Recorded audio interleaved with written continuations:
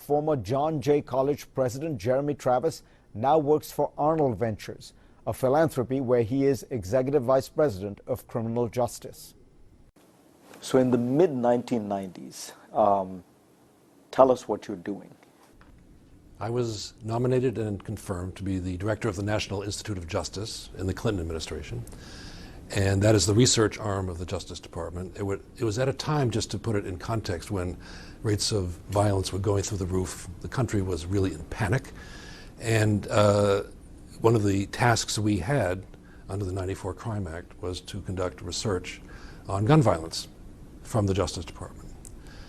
At the same time, the Centers for Disease Control, which had established a National Institute for Research on Injury Prevention, was starting a research program on firearms as an injury question. And so we were both operating, in essence, in tandem on one of the critical issues facing the country then and now, which is gun violence. And a study was published coming out of CDC showing that the mere presence of a firearm in the home significantly increased the likelihood of suicide and other injury.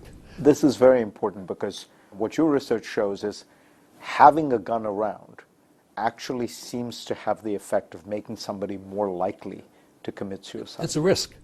But this finding that having a gun in the home increased the risk of injury just went to the core of one of the central tenets of the NRA, which is that guns are okay at home.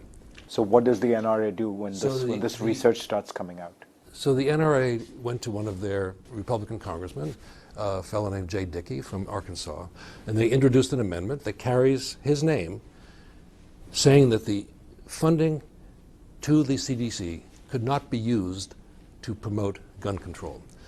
So that was interpreted not to limit advocacy, but to stop research. And the way the NRA made sure that message was clear was Congress reduced the budget of CDC by $2.6 million, which was the amount of money that was being spent for firearms research. Exact same amount. So from 1996 until 2017, the Dickey Amendment was interpreted as being a prohibition against research by the federal government on gun violence through the CDC.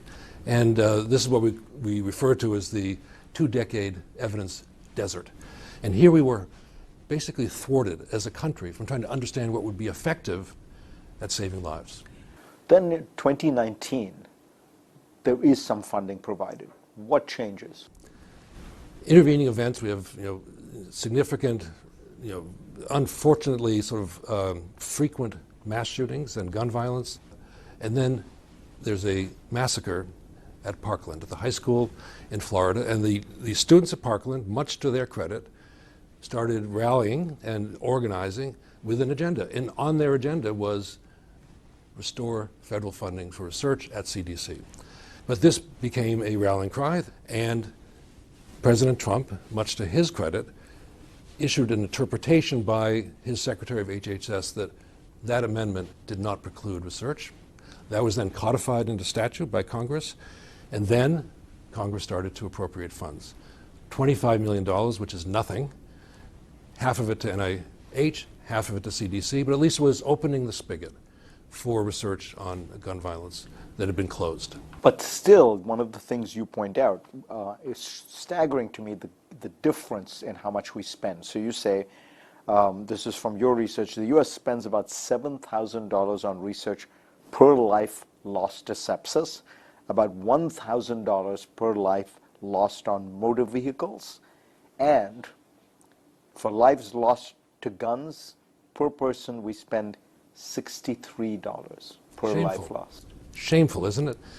We have a lot of lost time to make up for. So the current moment is a moment when at least we should be significantly increasing the federal investment in research on gun violence. So a lot of what you're trying to get is facts, evidence, research, right, data.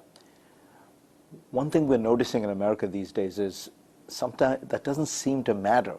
We're sort of living in a post-truth polarized environment where people, for almost reasons of tribal belonging, believe or don't believe. It feels more like it's about faith than evidence. Do you think evidence and research could change this? This is climbing a very steep hill. I think we recognize that. When it's hard for people to believe in climate change or in the efficacy of vaccines, where there's that type of science backing up a policy, it'll be hard and harder for people to look at evidence as a way to break through on gun safety policies. But what we're seeing that's encouraging is a lot of innovation, particularly at the state level, in trying different policies. So we can now, pretty effectively compare state A to state B and say state A adopted these 5 policies and there are far fewer deaths because of that. But we're making up for a quarter century of not enough research. So you are, at the end of the day, somewhat optimistic these days? I live in hope.